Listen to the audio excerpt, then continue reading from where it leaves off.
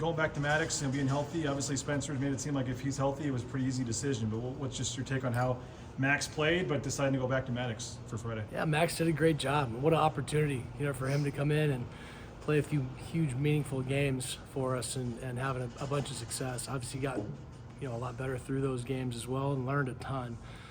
We were pretty clear with the quarterbacks moving into this week, talking with Coach D.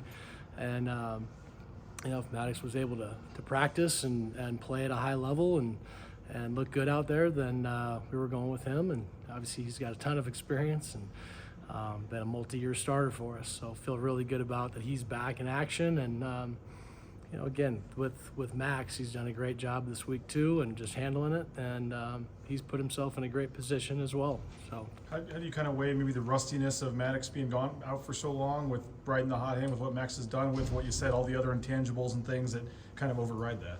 Yeah, I mean, looking at the couple of practices that we've had at a fast pace, you could tell Mad Dog is feeling good. His arm is feeling good. He's throwing it really well. Continuing to feel out that toe and ankle a little bit, but he's moving around pretty well too. So excited about where he's at.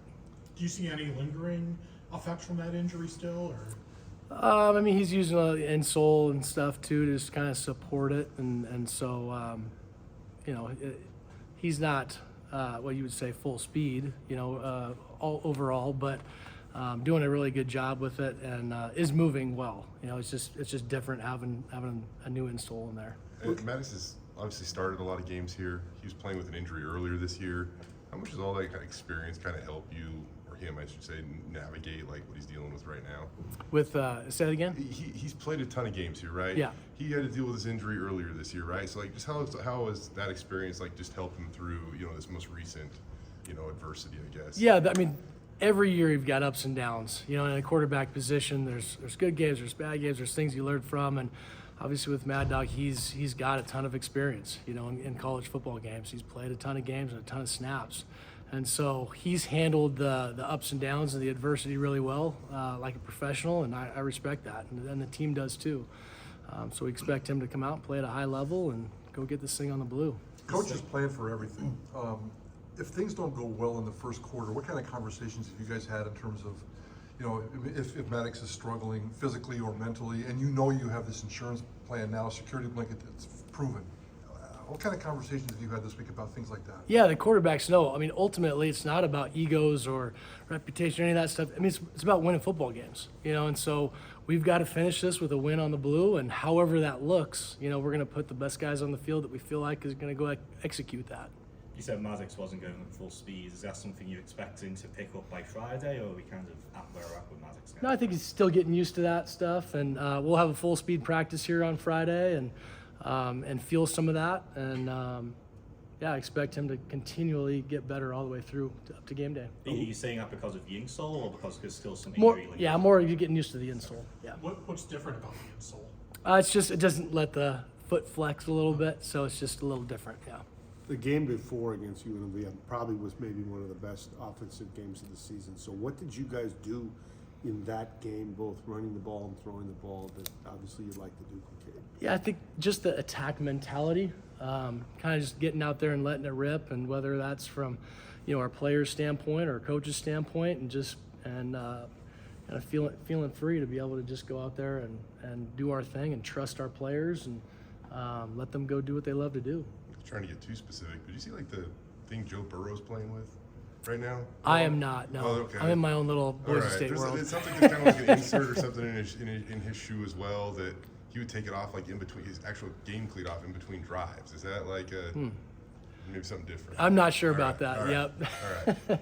How about you guys signed a couple quarterbacks there? What can you tell us? Well, we'll start with Jackson, I guess. Yeah, Jackson, really good player out of California.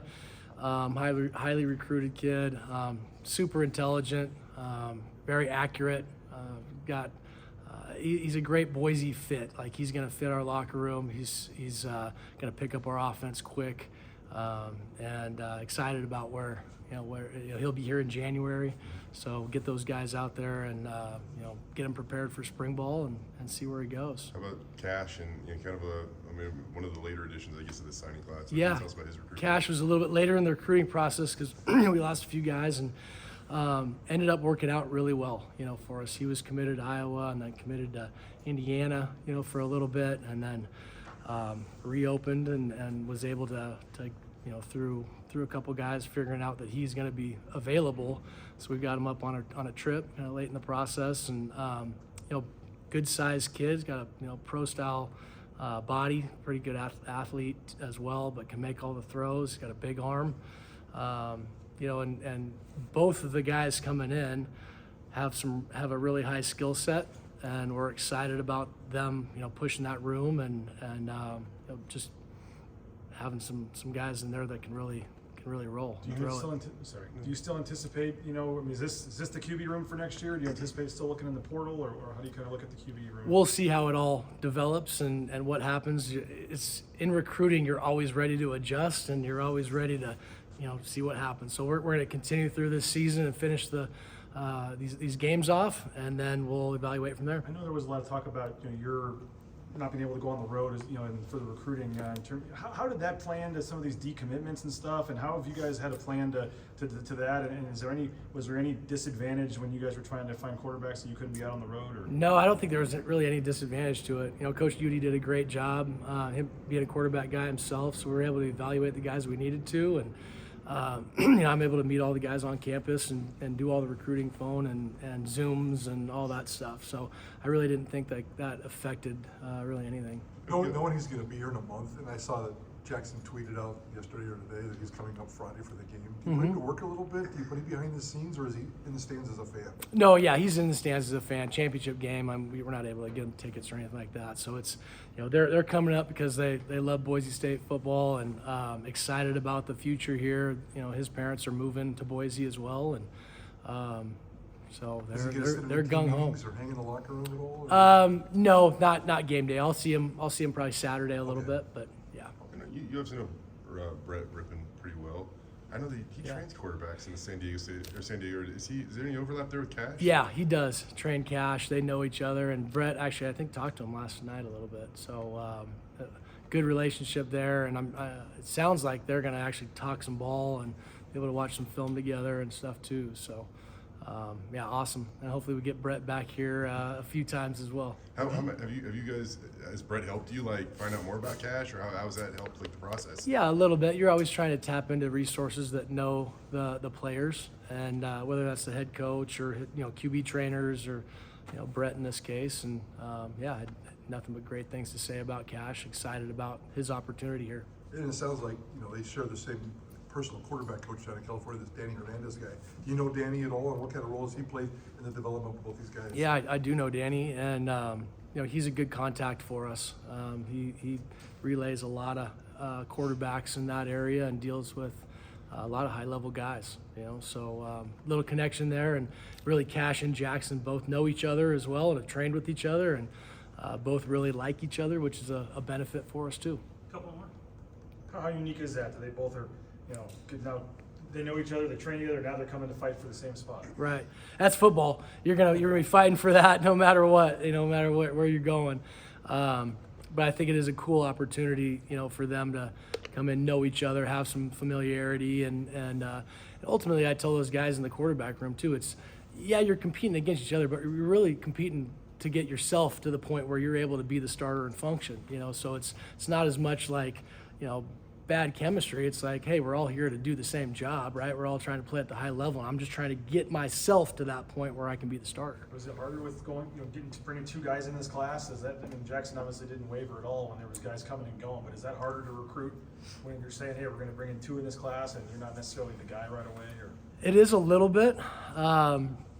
It's never easy. I think back to when I was coming out of high school, and there were 4 quarterbacks in my recruiting class. So I kind of use that story a little bit. But, there's a lot of ways to look at it. You can look at it as, well, we're bringing in 2 26s, but we may not take a portal guy. So, you're battling with another guy that's coming in at the same time that doesn't have any college experience. A couple weeks ago, I asked about the 2019 season where you guys rode 3 different starting quarterbacks near the end of that thing, and as it kind of relates to Maddux, or excuse me, Max.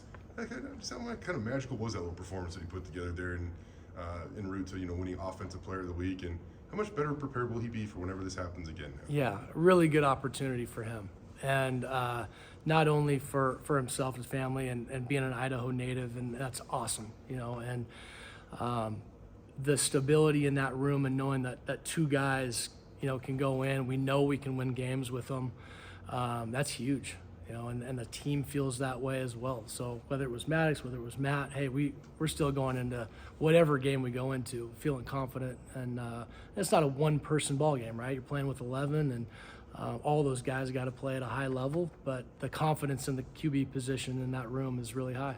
With the, in terms of your involvement in the passing game as well, I mean, Terry's Favors coming in, just to have a guy like that be your first commit and then be your highest ranked commit and stay the whole time, turn down Georgia and some other big time programs. What kind of impact do you see a guy like that having? Yeah, really cool situation for us, and I feel really good. We all feel really good about this class in general, but he's one of those guys that has obviously played at a high level, had a lot of offers, decided to come to Boise State over a lot of big programs, and was really rock solid all the way through this recruiting process, and has brought some guys together too. I would say this, our class, this 26 class, has done a good job of communicating with each other and has been building this relationship with each other, which is going to pay dividends in the long run. But yeah, T-Fave is an electric guy. He can run, he can catch, he's a really good football player. So we feel that way about a lot of these guys coming in.